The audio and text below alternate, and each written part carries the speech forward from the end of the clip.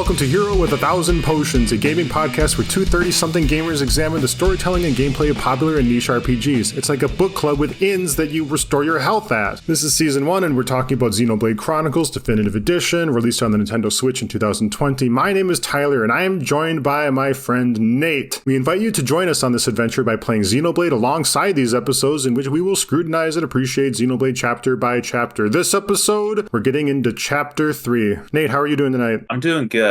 So the chapter begins with a flashback. 14 years ago, 7 travelers in Arctic gear are crossing a snowy wasteland. One of them is a child. They arrive at a stone door against a mountainside. The door has symmetric etchings on it, and it opens. I don't know exactly how they managed to open it, and the travelers go in. There's a large, icy, blue crystal pillar, and a beam of blue light piercing it at an angle. It reminded me a lot of the Crystal Tower from Final Fantasy XIV. Now, Final Fantasy XIV came out later, so I would have to say Crystal Tower is inspired by that. But what it does, it gives the image of kind of a beacon, a lighthouse, so to speak. So if you're in this frigid wasteland, as you said, or this mountainous snowscape where your vision is obscured, this would be a way to find the place, is to light the thing up and draw people to it. Now, if you wanted people here, why you would put it in the middle of this location, that's unknown, but maybe this wasn't always the situation for this facility to be in this location, because as we know, you're walking on top of a giant body, so the ecosystem could change as rapidly as the location of giant body on which it's located. What I do know is that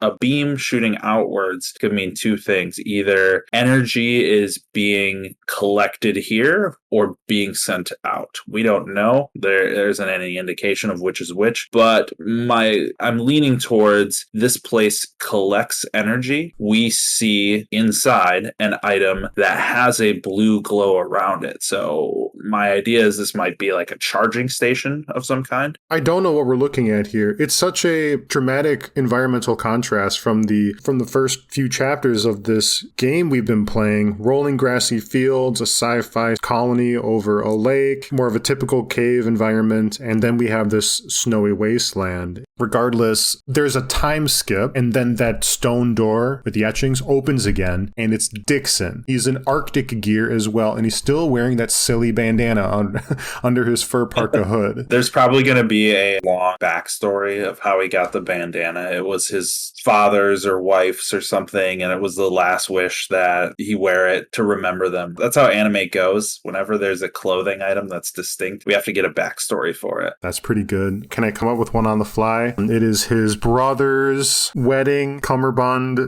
and he died just after his wedding, and he wears the cummerbund on his head now. Quick tangent for that. The closest thing I can think of is back in the day you played Street Fighter 2 and Ryu had a red headband with a white outfit. Well, we had to get a game where we explained where he got the red headband from. Ryu used to wear a white headband until Ken gave him his after he got wounded in combat. The red headband was actually originally Ken's, and it's to remind Ryu to never lose his focus, to never get upset by the negative things out there in the world. It's just one of those things. We got to get the backstory. Is that for real? It is for real, yes. Oh, I've never heard that, but I do not keep up on Street Fighter anything. Dixon enters. The 7 explorers are all lying on the ground now. Are they dead? Are they passed out? Are they hypothermic? We don't really know. Dixon approaches an altar, and the Monado is suspended in the air above it, spinning softly. The child is collapsed at the foot of the altar in front of it. Dixon inspects the child, and it's Shulk. He kind of pulls the shoulder over, and they do the dramatic reveal, and it's absolutely young Shulk. It is very, very obvious. Dixon picks him up and carries him out of the strange shrine cave, and I didn't see him do anything with the Monado. The Monado's still there as far as I can tell by this cutscene. Well, now they know the location, whether he goes back and gets it later. The thing that was weird to me was, I don't know if this stuck out to you, the size of Shulk's body didn't seem dramatically different. He didn't look like a little kid to me. Mm-hmm. I'm picturing Shulk as like 18 to 25 in the game. So he would be a kid. And one, why would you be bringing a kid on this expedition? Two, he's pretty big for if he was in the space of being 8 to 12. Mm-hmm. I don't know. Who knows? Maybe Shulk's 35 and we never knew. Shulk sounds 10 years older than his model suggests. Yeah, definitely. So there was a point for me where I was kind of wondering, I was like, wait, is Shulk Shulk not your average Hom? Is this some sort of case of a guy was rescued and suspended and whatever? But that's quickly disproven in the fact that Shulk, he talks about this later, this occurrence with Ryan. They were on an expedition 14 years ago. Dixon rescued him, but that wasn't super clear to me in this scene. I was wondering, I was like, why does he pretty much look exactly the same to me 14 years ago? What's he doing there? Was he part of the expedition? Is he stalking it? Why take Shulk, not anybody else? Is there a reason that Shulk is proximately closer to the Monado altar than everybody else? I mean, when you see how much Obi-Wan aged in 18 years, you have to wonder what's going on, Shulk.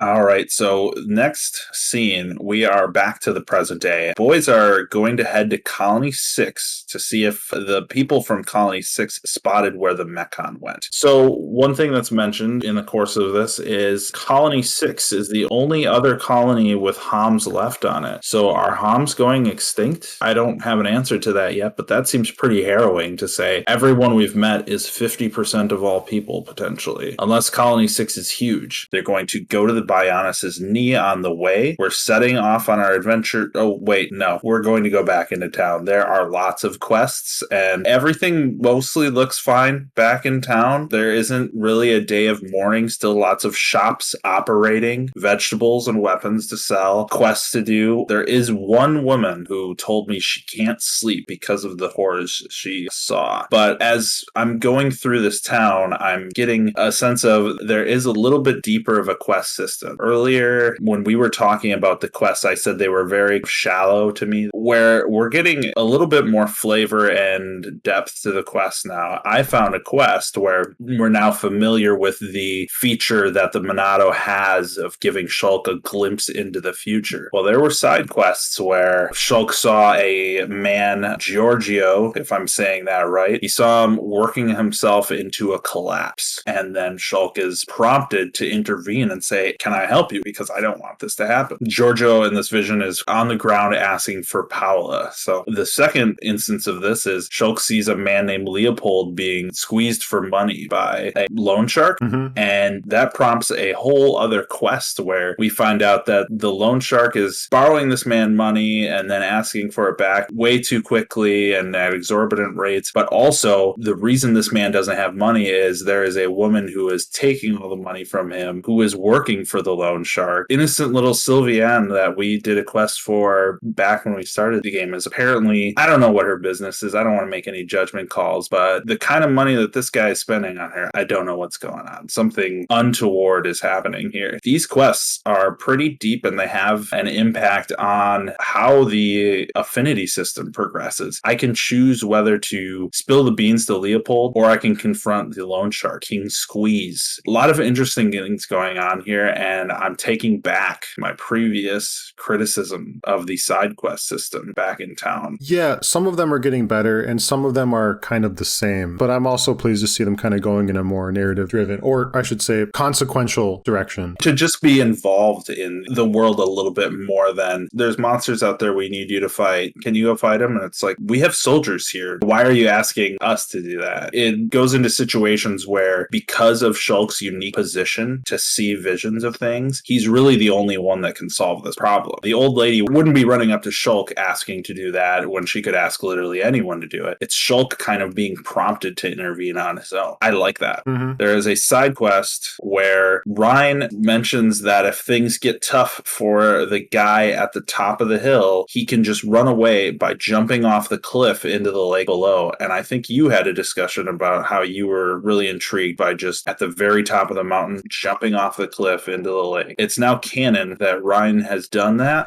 and that is his resolution to problems, is to just run away and jump off things. It felt really mighty at the time. Did you do any gem crafting? I did. The system is cool. I understood it pretty well. I have a ton of gems from the side quests and from trading and from generally doing every activity I can. So there wasn't anything I produced from gem crafting that was especially powerful. Maybe I'm not utilizing it to its fullest ability, but it was a cool system. It was interesting. Yeah, it's interesting. So what you do is you, at the beginning of chapter 3, we're introduced to this item crafting, a system in which you can add gems to your gear. Some gear have gear slots. Some gear come with gems permanently locked into them, and these gems provide some sort of additional attributes to your gear. It could be increased attack damage, defense, adds poison resist, adds fire damage to your weapon. There's a huge kaleidoscope of abilities and magnitudes of effects on top of them with multiple tiers. Anyways, in order to produce this, you go to a particular person in town at the gem forager. It kind of plays out like a mini game. It's interactive between two of your party members. In this, we only have two right now, but I assume we'll have more. And one's called, I think, a shooter, and one's called an operator. And as I'm looking at it, I think the shooter takes these gem pieces that you've accumulated by killing monsters and fill in the blank, and he shoots them into the forge, and then the operator's smashing these buttons against it, and they're both like hollering at each other and getting really, really excited, and there's like a heat meter that goes up, and I'm just thinking to myself, this, as I'm crafting gems, it just sounds like absolute madness. It sounds like two people at an arcade that are really, really high on something playing skee ball. Let's get this fat gem footage. There we go. Nice one. To you. To me. Awesome. Alrighty. To me. Awesome. I'm riding the waves, man. Nice one. Oh, God. Nice one. Awesome. Alright. Awesome. Yeah. Alrighty. There we go. Nice one. To you. To me. Awesome. To you. To me. Woo. Alrighty. There we go. Alright. To you. There we go. Nice one. To you. To me. Woo. To you. There we go. Awesome. Alrighty. To me. Awesome. To you. To me. Woo. Alrighty. To me. Woo. To you. There we go. Nice one. Thanks a lot.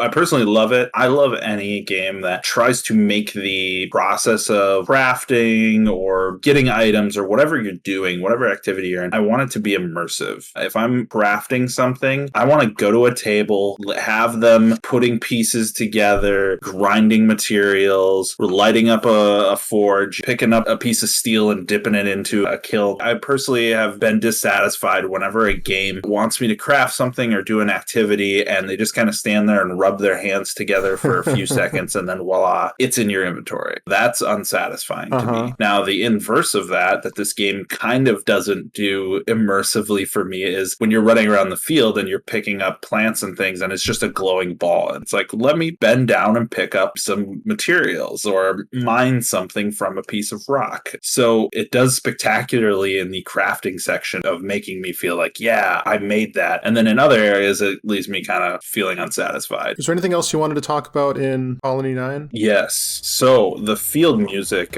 because we're pretty much wrapped up every single thing I could here. Spent a lot of time with the field music. I believe the track is just called Colony 9. It's when you're outside of town, you're running around doing quests in the open world. And the first thing I can think of, it was stuck in my head for days. And I was like, I feel like I've heard this even before playing this game. It sounds very Yasunori Mitsuda to me, and he's done several other games that we have played and loved. But I finally figured it out. Time's Scar from Chrono Cross is the intro song. It plays during the intro video. It starts out very soft and contemplative, but halfway through it kicks into a more action-packed, high-tempo pace. And the two songs side to side sound almost identical to me. A lot of tracks like that in this game, we've commented on it before, and I have a feeling we'll be commenting on it again. The shared language of Square Enix music kind of bleeding over into this, even though it's Monolith Soft, a lot of Square Enix veterans here making the music for this game.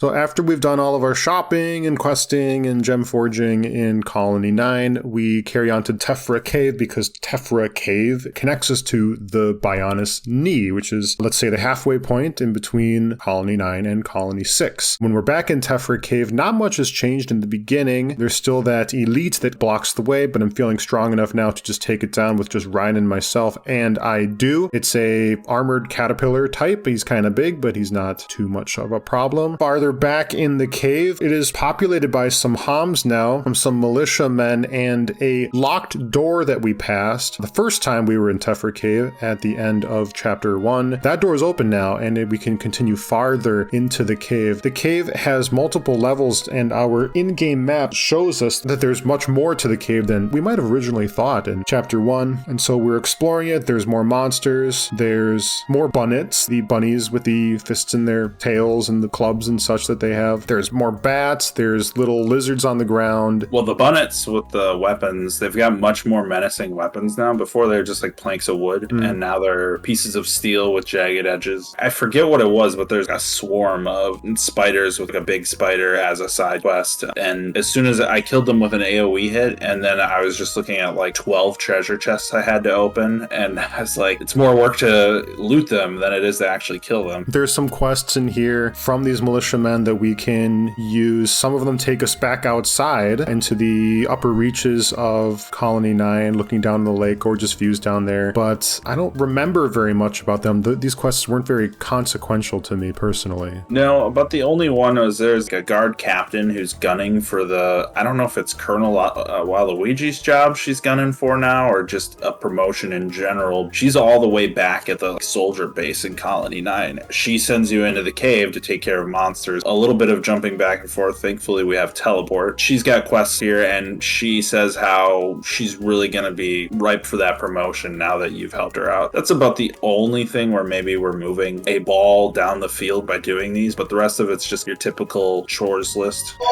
So as we're exploring the caves, the next section, the crew comments how there's ether lamps throughout the path of the cave, and it's what traders use as their guideposts to make their way through the cave. Now, personally, the cave is pretty linear. There's not tons of branching paths, but maybe that's just for my sake as a gamer, that there are a lot of more paths I don't have access to. This pathway that is open to us, that door that opened fresh, apparently is how Colony 6 and Colony 9 link together. There are traders who use this path as their route. But as we explore a little bit more, we find a crew of Colony 6 traders that were killed by monsters. Suspiciously, the traders look exactly like soldiers. They're not dressed as traders, so they have armor, they have gears. I would expect they're suited for combat to some degree, but still something got the better of them. Shulk and Ryan decide that out of respect for these people, probably had families and children of their own, that they should do their best to lay the bodies to rest. They say, quote, "What's born of Bionis returns to Bionis, and that is the way of the Haas." They're placed in some sort of pool. I don't know if it's just regular water or like a special ether pool, because regular water probably isn't going to dissolve these bodies, but we see as they're placed into these pools, evaporating energy as the slain men seemingly return to Bionis, like they said. Now, I don't know if you saw it, but the evaporating energy almost looks exactly like Final Fantasy X's souls that are being returned to Spira. I do have that note. They look like fireflies. Yes, that's it. That's it. So they dissolved these bodies in a magical cave pool with fireflies flying out of them. I don't understand it. I forget who says it, but whoever had that quote, "Was born of Bionis, returns to Bionis." It sounds very profound. You might think that there was a ritual, custom, a tradition. I feel like there should have been more ceremony about it. Maybe it's because I'm feeling suggestive about the fireflies. I mean, can you imagine Ryan with a summoner staff and a white and pink kimono spinning around in the water doing ascending? No, I can't. And after this, they have a lot of chats related to this. Sometimes this game has more exposition than I need in some areas. For example, when the door was open that we first went into this cave, we got a short little explanation of how the door's open now when it wasn't before. They say it has to do something with the Mechon attack.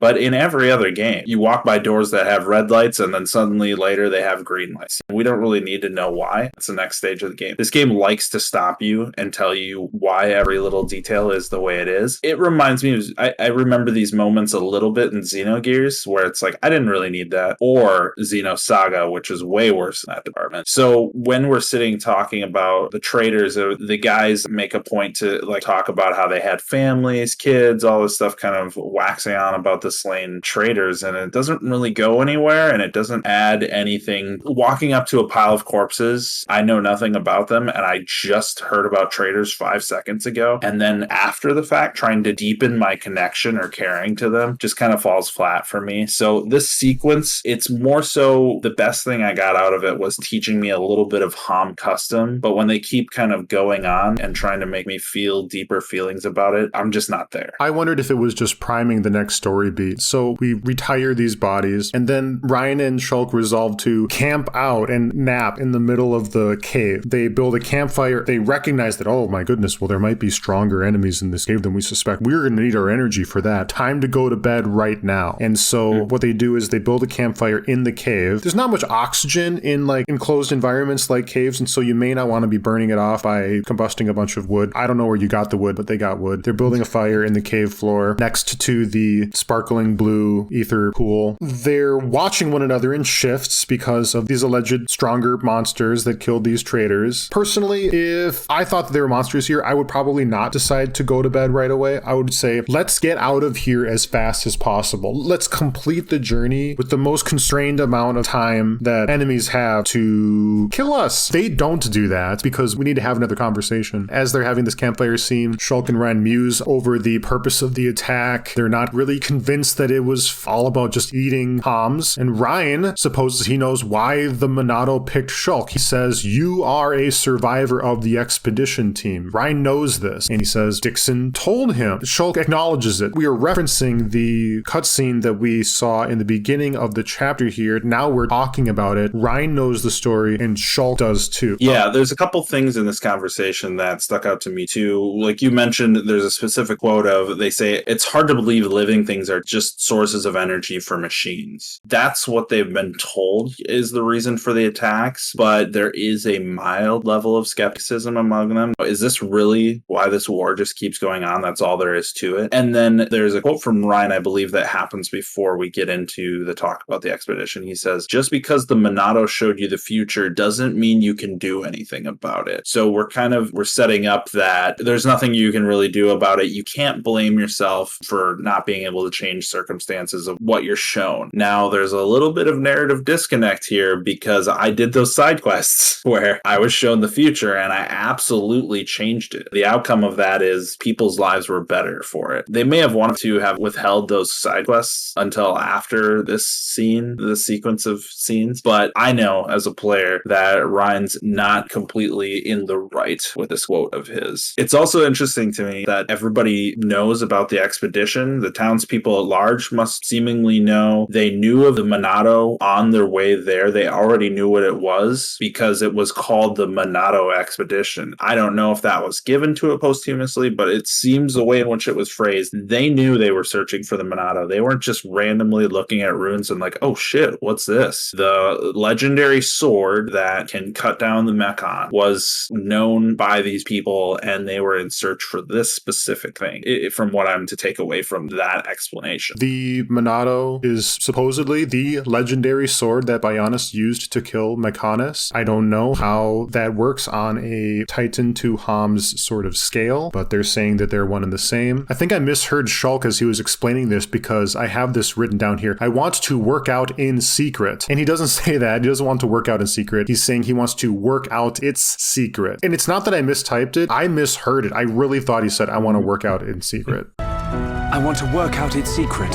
He is pretty thin. Ryan is showing him up in the gains department. I could see you're hanging out in town, living the peaceful life for the last year, but now you got to get into shape and start fighting. And Ryan's probably showing him up pretty hard. I think both are true. He probably does want to work out secret. It's ITS, no apostrophe. I want to work out its secret. They're sleeping in shifts. And finally, it's Shulk's turn to sleep. And sleep he does. And he dreams. And in this dream, we're treated to a vision. Shulk is standing on one side of a bridge, and the bridge is ashen gray. The guardrails on this bridge are chains held up by black jagged spikes that look like demon horns, and on the other side of this bridge is this enormous obelisk of dark rock. It's gigantic. A dark ashen fog envelops the entire scene, and there's this mysterious man on the other side of the bridge in front of the structure speaking to him, and he says, do you wish to change it, the future? And we're checking in again again with this theme of the Monado, and together is Shulk's ability to change the future. And now this mysterious person's kind of asking him about it. We can't make out too many details of this mysterious person. He's a slim young man, kind of like Shulk is, although the voice is different enough for me to think that, well, at least it's not voiced by the same voice actor as Shulk's. And he asks him, will you oppose destiny? If you can find the true Monado, you can. Well, what the hell is the true Monado? This scene, there's this giant black obelisk. We've been looking at towers multiple times in this chapter here. There's a big black tower. There's a big blue tower. There's multiple artifacts, multiple legendary weapons. Aside from that, there's also the quote from Dixon that the Monado's got a lot of hidden powers. So maybe the version we have or we're using is a simplified version of the tool. The true Monado is on the inside. There's something waiting to be released. Like you said, Bionis used this thing. It wasn't like the toothpick of destiny for him,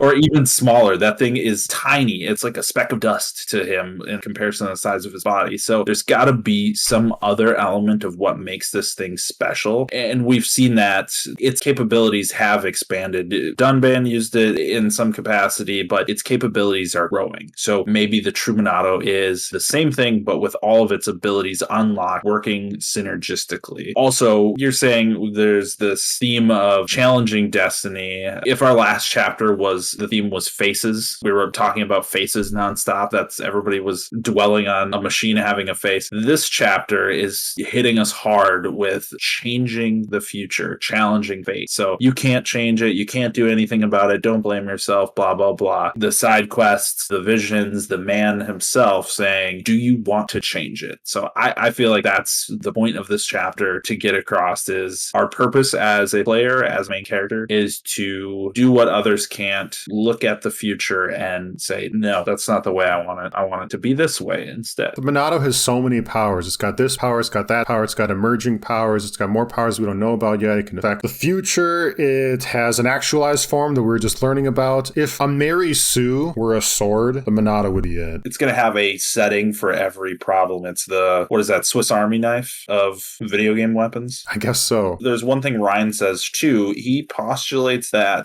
Shulk was chosen by the Monado. He contrasts it with Dunban can't handle it. So I don't know. The first time we see Dunban using the Monado at the very beginning of the game, he's already kind of under its sway, getting drained or damaged by using it. I don't know if that's the case from moment one, or if we're looking like that's 1 year of Dunban handling it. But Shulk's never been under that condition with the Monado. I don't know if we're going to get to a point where we see Shulk starts to experience some side effects with it to kind of counteract that Mary Sue effect that you're talking about. But we haven't seen any of that with him. Whereas that's all we've seen when Dunban tries to wield the thing is this thing is kicking his ass, trying to utilize it. If that is the case, if there's never any side effects for Shulk, then I would also agree that he is chosen by the Monado. That's pretty clear in the story at this point. The biggest thing to come out of this, though, is that Shulk is now seeing a new vision. Ryan is surrounded with spiders. Hold on. We went from an ashen vision to a sepia tone vision. They're two different sequences. I think the dream sequence isn't a future thing. It isn't a prophecy of any kind. I think that is, what's the word?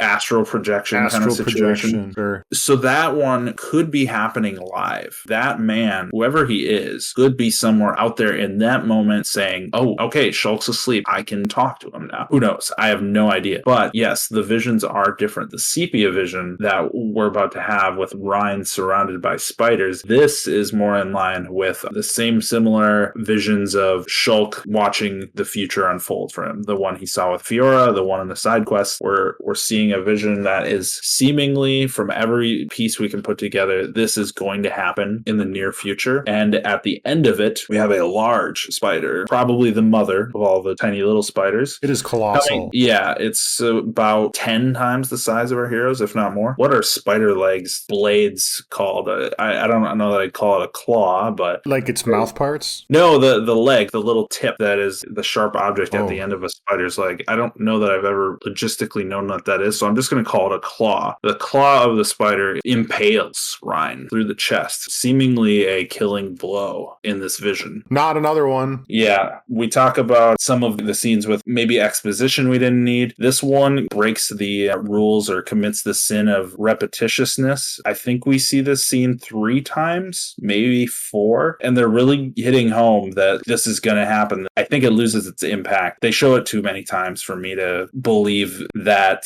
this might happen. It's leading a little bit too much for me. Right, and I think that was the case as well with the lasting comment from I'll just call him the Shadow Man, when he says, "Will you oppose destiny? If you can find the true Minato, you can." Shulk is rehearsing that line in his head a couple times, and we hear the Shadow Man's voice come up over the course of the next few plot points as he's kind of processing what that could mean. That's a general rule for writers, is to avoid repetitiousness, because first time it has its impact, second time its impact is lessened, but it's still within the frame of making its point. But third time you repeat something, that's when it starts to get grating or is counteracting the point you were trying to make. I don't want to criticize. This game has more of a anime feel to me, and for any of our listeners, I have watched countless hours and hours of anime in my lifetime. I was an anime aficionado in my 20s, but there are certain trends that I've grown to loathe, and that is repeated flashbacks. If anyone has watched Naruto and has seen Lee commenting about how he doesn't have the ability to use jutsu, the scene will just stick in your head of you've seen it at least 25 times because it's just constantly referenced in flashback. So I've learned to cherish those certain sequences that the story presents once or twice and lets us really think about on our own instead of hitting us with it again and again. When the sepia-tone dream ends, Ryan rouses Shulk awake, and we are beset by a swarm of small spiders. We handle them well enough. It's not too challenging, but it's time to go. There is a heightened intensity in the cave, and we continue plunging forward through it. We continue through Tephra Cave, and we walk into a spider nest. There are these little webbed egg sacs sticking up out of the ground up to, let's say, knee height, and one of our characters comments that it looks like a spider egg, but there are mechon parts there as well. Ryan says probably some type of arachno. That's the second time we've seen something where a organic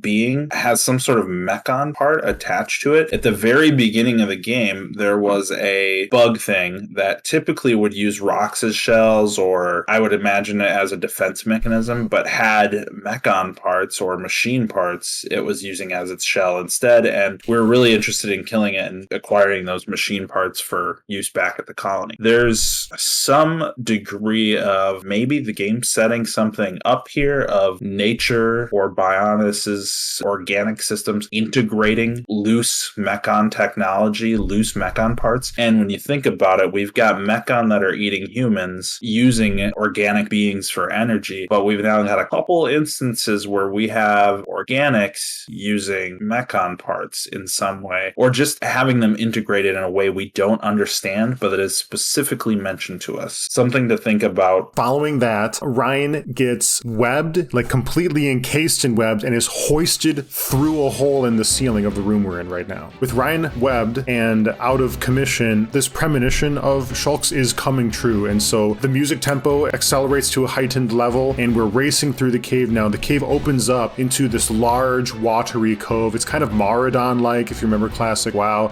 There's green and white limestone stalactites and waterfalls. The color of the stone precipices kind of reminds me of those Yellowstone National Park geysers with the sulfur deposits from the geysers. There are fireflies rising up out of the crystalline pools, and they rise up and kind of like burning pitch off from a campfire, but it's more fluid and magical. We're kind of immersed in these ether pools, or whatever it is that they are. We climb up the vines of one of the stalactite columns to the next floor into a tunnel full of shrubs and webs. The shrubbery and the webbery is starting to look a little like the environment of the sepia-toned vision. The ground of the sepia-toned vision looked kind of like it was outside because there's like little shrubs or dried grass on the ground, and it felt like the location of the sepia-toned vision was taking place outside, but I'm getting a sense now as we're walking through this shrubbed, webbed tunnel that it's actually maybe not too far away. Yeah, a couple things here is that when Ryan was captured and I was running around by myself, I did finish some side quests and harvest some crystal materials from the cave, a little bit of ether deposits and things. Definitely felt like a bad friend. As a game player took over, and I figured, you know what, Ryan's probably going to be fine. He's a main character, so I think he'll be all right. I did some detours detours. One thing I noticed is there are areas that have things in them, but my jump is too short to get to them. And I thought, oh, well, maybe there's another pathway that will loop around. As far as I've seen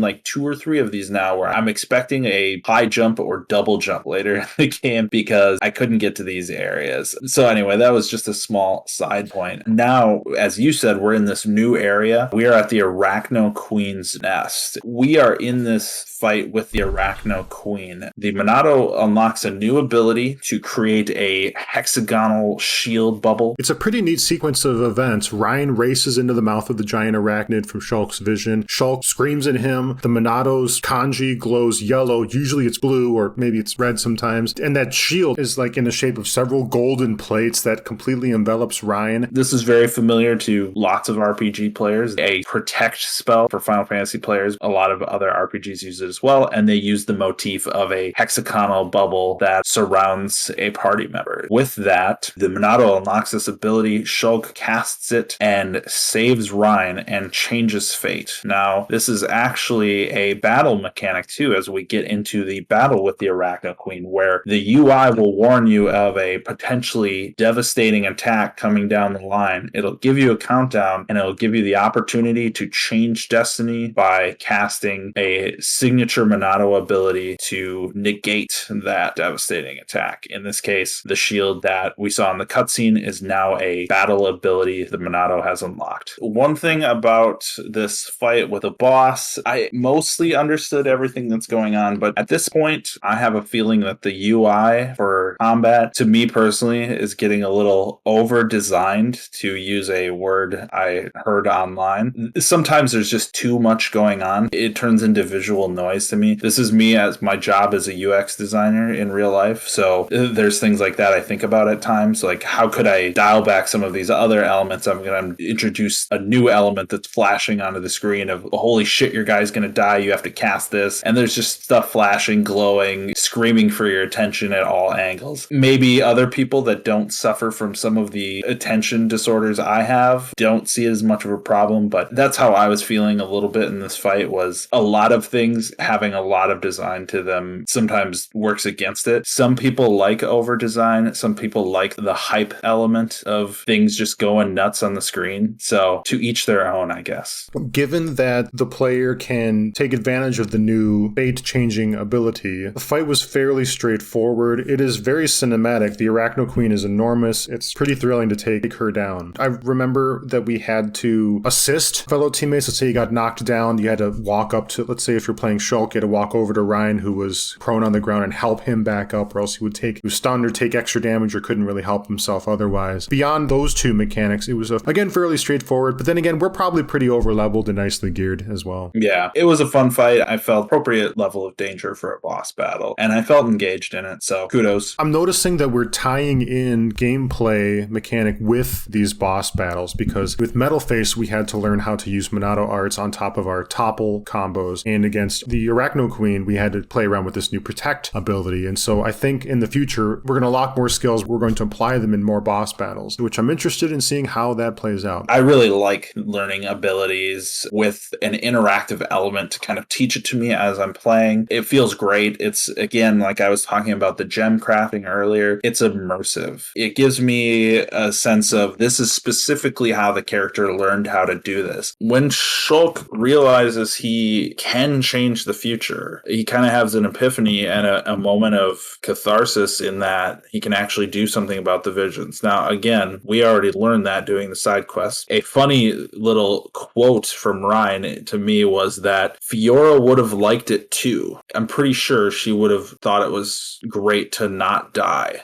So it's like Shulk's already feeling bad about this, and then he finds out, yeah, you actually could have done something to save her with the Monado, and Ryan says, yeah, that would have been great for her, she would have loved that, except you didn't. Hadn't realized that power yet. Kind of a goofy line of dialogue from Ryan, in my opinion.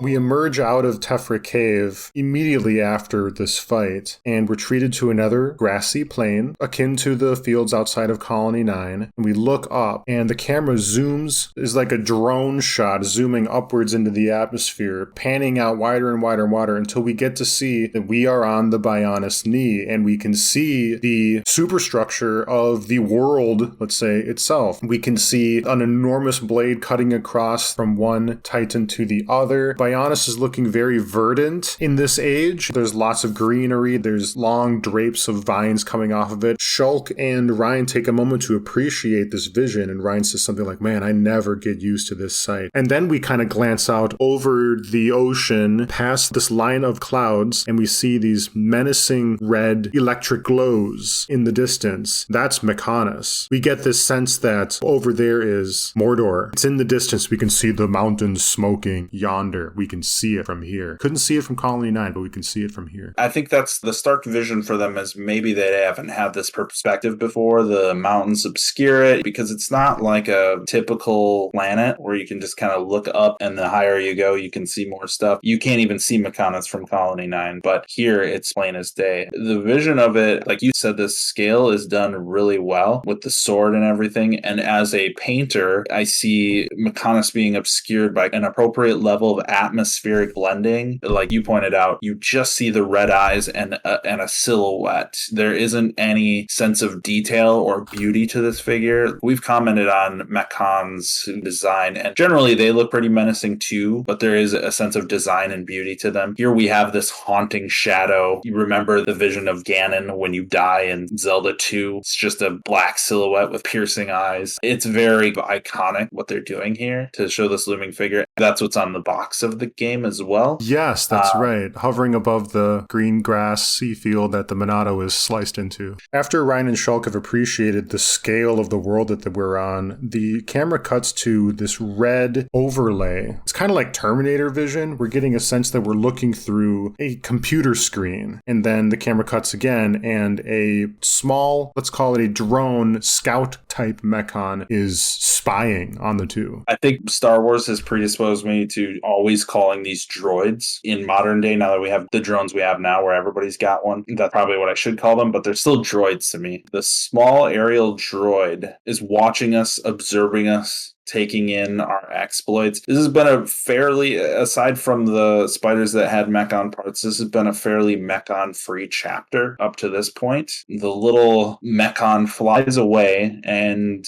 we see him join with what I would believe is his master. They're giving some sort of report in a language that we don't understand. There is another metal face. I don't know if it's the same metal face with a repaired metal face, or if this is a different one. It's missing like the bottom half of it, but it doesn't have the damage to the eye. So I'm going to go 80-20, the 80 being that this is a new Mechon of the same generation of the previous one we shot in the face. We see him consuming a Hom in this cutscene. He pops him up into the air and eats him like a popcorn that you're eating like stylishly. It's another soldier armored Hom. So we saw the traders before were in the same gear. So we believe that the traders were killed by the giant spider. The giant spider had Mechon parts. This cave was a place that traders previously frequented as a reliable route between locations. So there's another theory of mine, is that Mechon are using small components to rile up organic creatures to some degree. Just a small theory. We went from this place being safe for traders to the traders are murdered by a threat, and then we see a Mechon partaking in eating a Hom of the same character model as the ones we saw slain in the cave, right? I'm just kind of connecting dots, maybe for no payoff whatsoever, but I wanted to throw that out there. I don't think it's the same large Mechon as the one we saw in the previous chapter. His colors are a little different. The room that we're treated to as we're kind of observing the scene of the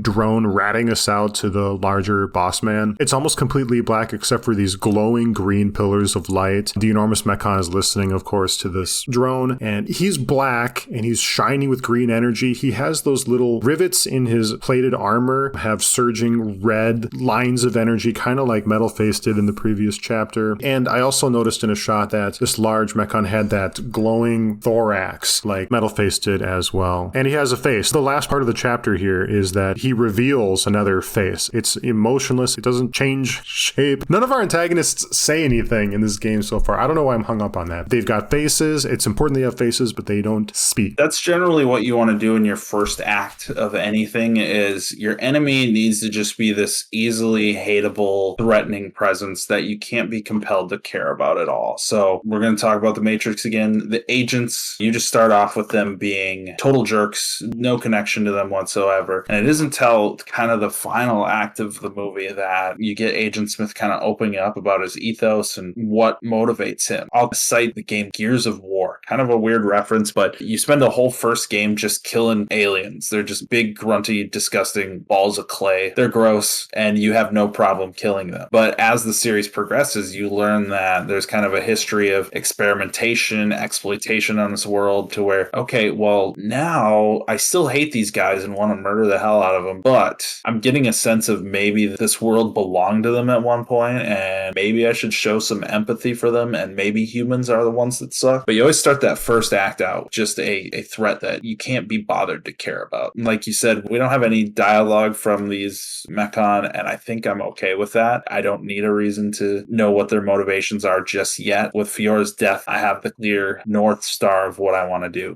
I don't think we're going to have a speaking mechon unless there's an upgraded tier of technological improvement, an evolution of them. I'm not expecting it to, and so I feel like our antagonists are going to be some other, let's say, soft-bodied race. I don't know what that looks like yet. There's a lot of game ahead of us. That's just kind of what it's looking like to me. Some sort of handler, mastermind type. That concludes our exploration of Xenoblade Chronicles Chapter 3. Join us next time for Chapter 4, in which we assume we're going to be heading to Colony 6, but hey, anything can happen. We can get waylaid, we can get thrown in prison, we can get stuck in a sewer. There are obligatory spider monsters. Why shouldn't there be obligatory sewer dungeons, right? Certainly we'll find one before the end. If you are playing Xenoblade along with us, you should finish Chapter 4 before hitting that next episode. We have other socials like Discord, and you should join those as well. Again, I'm Tyler, that's Nate. Thank you. All right, well, we'll catch you guys next time. Thank you very much. We're